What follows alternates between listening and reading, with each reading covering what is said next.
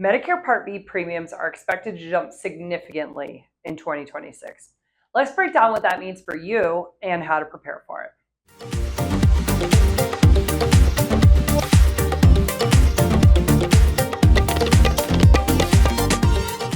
Welcome back to another episode of Medicare Happy Hour, the most fun you'll have on the internet while talking about Medicare. Today I am enjoying a glass of Sauvignon Blanc.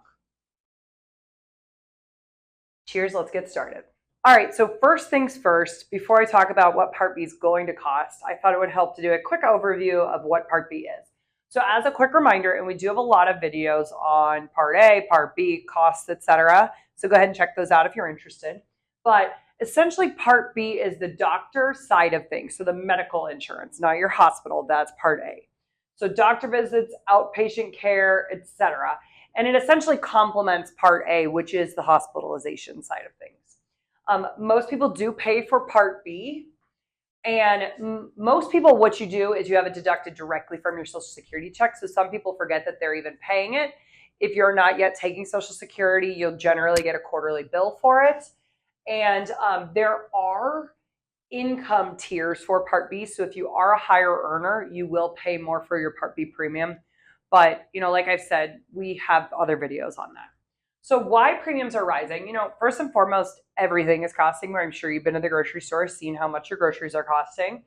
So healthcare is being impacted by inflation as well as everything else out there. Higher utilization of Part B. We're seeing more and more procedures being done outpatient, more people going to the doctor for things that they would have gone to the hospital for previously.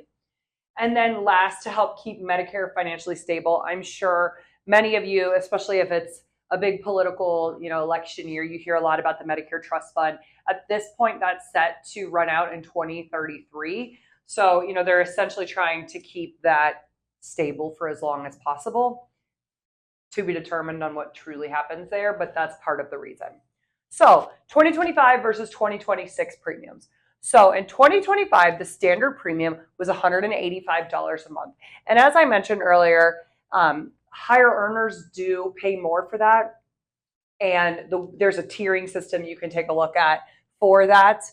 And they look at your tax return from 2 years ago. So if you were making more when you were working, and eventually will go down over time.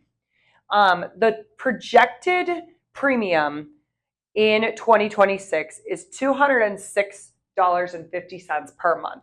So as you can see, that would be a $21.50 more per month, which is pretty significant.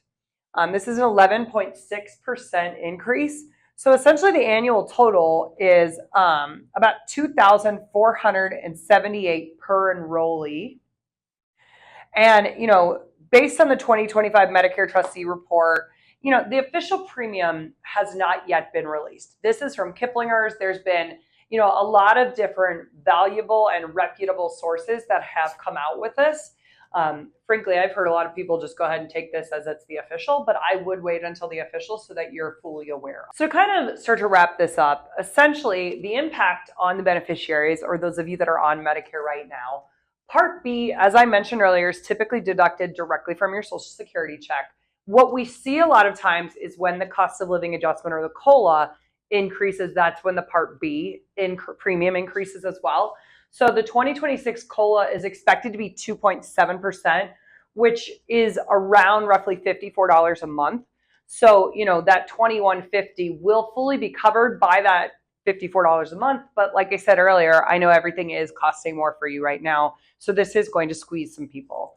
So, like I said, the COLA will cover that Part B increase, but like with the Part B premium, the official announcement here has yet to be released. So keep your eyes peeled for that. This is generally what the industry thinks.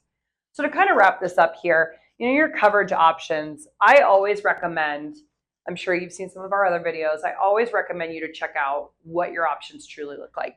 So compare, if you're on a Medicare supplement or a Medigap plan and your Part B and a Part D drug plan or a Medicare Advantage plan, compare those options. See what this really looks like for you. If you're feeling your wallet being, squeezed even tighter than what you're used to and you're really starting to become uncomfortable with this, check out your options. If you're on a Medicare Advantage plan, make sure that you review your benefits out-of-pocket max, and the extra help programs that could potentially be available to you. If you're on a Medigap plan, review your premium and your coverage and your PDP and the costs for that Part D drug plan. And then, every fall during AEP from October 15th to December 7th, that's when you can shop and switch between a Part D drug plan and another Part D drug plan or a Medicare Advantage plan and check out what other Medicare Advantage options are. We're right around the corner from that, so I do really recommend you to take a look at that now. As always, if you have questions or are uncertain about something, please give us a call. We're more than happy to help.